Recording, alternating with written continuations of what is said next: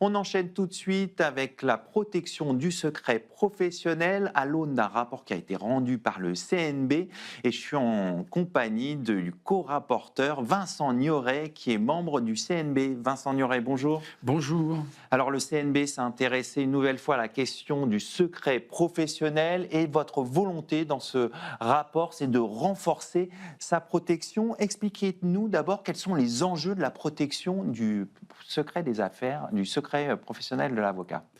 Oui, le CNB est toujours à l'avant-garde de cette réflexion qui tente à la protection du secret professionnel sous deux aspects. Le renforcement des droits de la défense en matière de perquisition chez l'avocat ou chez le client lorsque l'on saisit des correspondances d'avocats chez le client.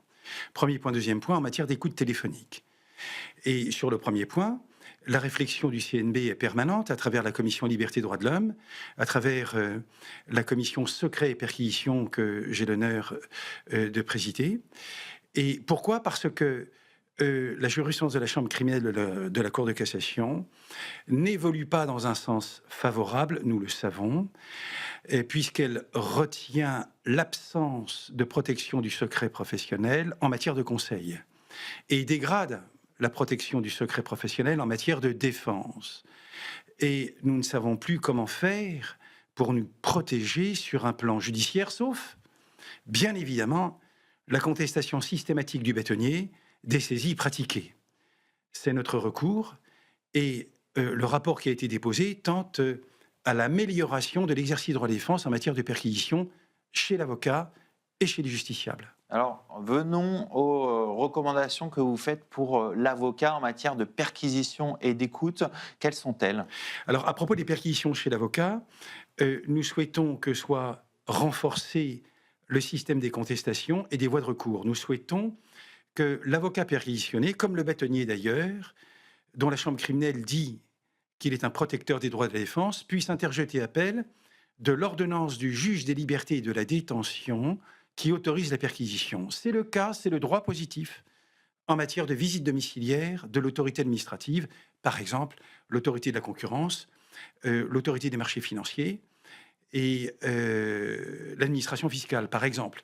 Nous avons relevé, avec mon confrère Elliot Bersogol, à peu près 20 cas de contestation de l'ordonnance du JLD et de présence de l'avocat de la défense donc au cours de la perquisition administrative. Alors c'est l'autre point, la présence de l'avocat de la défense en perquisition pénale, judiciaire pénale. Pourquoi c'est important ? C'est important pour l'exercice du droit de la défense, juxtaposé avec l'exercice du droit de la défense par le bâtonnier. Il nous faut deux avocats qui vont se fondre dans un système de contestation pur et simple, à travers la contestation des saisies, mais encore faut-il que l'avocat de la défense, que la Chambre criminelle de la Cour de cassation a consacré au niveau de l'audience du JLD de contestation. Il faut que cette présence se situe en amont, dès le début de la perquisition, comme est exigée la présence à peine de nullité du bâtonnier. L'idée, c'est d'avoir le même régime qu'en matière de perquisition administrative et fiscale, c'est ça ? À peu près, si vous voulez, et en droit commun, bien sûr, puisque la présence de l'avocat de la défense est inscrite dans les textes.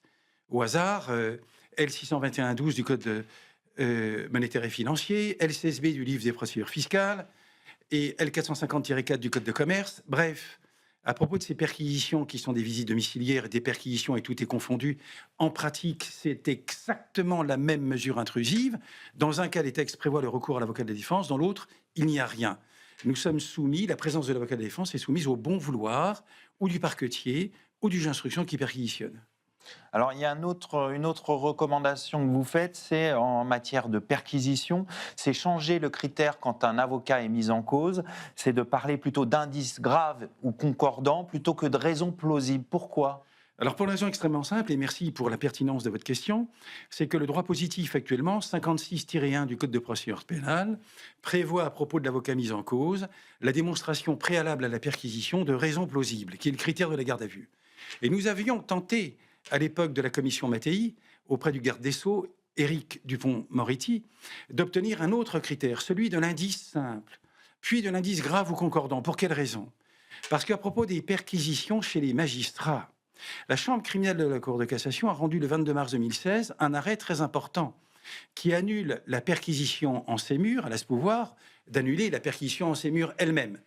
Eh bien, au motif que n'était pas rapporté par les magistrats instructeurs qui perquisitionnaient la chambre criminelle, précisément le 4 mars 2014, eh bien, l'indice de la participation du magistrat à la commission des infractions dénoncées.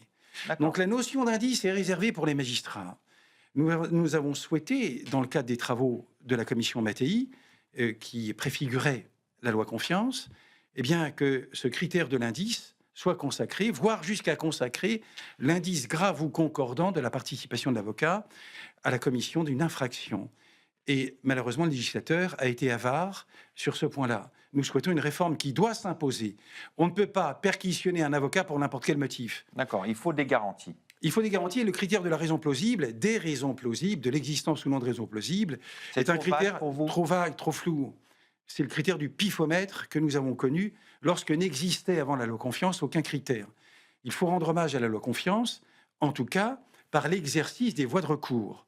Et nous souhaitons que cet exercice des voies de recours soit renforcé, comme je l'ai dit, par le recours contre l'ordonnance du GLD qui autorise la perquisition, alors qu'est déjà consacré le recours par la voie de l'appel, 24 heures à compter de sa notification, contre l'ordonnance qui statue sur les contestations. Ensuite, pourvoi en cassation, immédiatement recevable et avec un effet suspensif. Alors, vous l'avez dit en introduction, vous souhaitez l'alignement de la jurisprudence de la CEDH et de la CJE sur celle voilà, pour la protection renforcée du secret professionnel qui est aujourd'hui écartée en matière de conseil. Pourquoi c'est important vous aviez parlé sur ce plateau même des arrêts de la Cour de cassation de la Chambre criminelle de mars dernier. Pourquoi il faut aller plus loin alors? Il faut aller plus loin dans un souci de cohérence et d'honnêteté intellectuelle. La Chambre criminelle se réclame de la jurisprudence de la CEDH. Or, que fait-elle? Alors que la CEDH consacre le caractère absolu du secret professionnel en toute matière s'agissant de la correspondance entre avocats, défense et conseil. La Chambre criminelle dit l'inverse. Elle qui se réclame, prétend se réclamer de la CEDH. Donc, sur un plan intellectuel... il y a un paradoxe. Il y a un paradoxe et la Chambre criminelle doit faire un petit effort de réflexion. Donc, qui ne lui coûte rien, finalement. Il s'agit tout simplement de s'aligner sur ce qu'elle estime être cette jurisprudence à valeur d'exemple, celle de la CEDH, donc qui consacre le caractère absolu de la confidentialité, quel que soit le domaine, défense ou conseil. Elle reconnaît comme un droit fondamental, c'est ça? Si on veut, oui, bien sûr.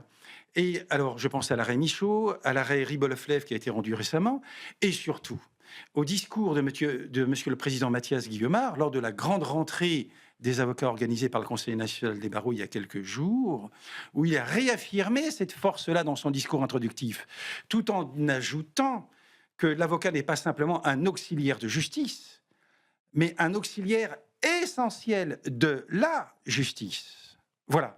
Donc, nous ne sommes pas des proies à la disposition, au plan de la violation des confidences reçues dans le cabinet, du monde judiciaire, qui aujourd'hui, à travers la dégradation du secret professionnel, le monde judiciaire qui aujourd'hui est un monde mortifère. On va conclure là-dessus. Merci Vincent Nioret. Je rappelle que vous êtes membre du CNB. Merci beaucoup. Tout de suite, l'émission continue. On va parler crypto-monnaie. En quoi ça peut être une opportunité pour les entreprises?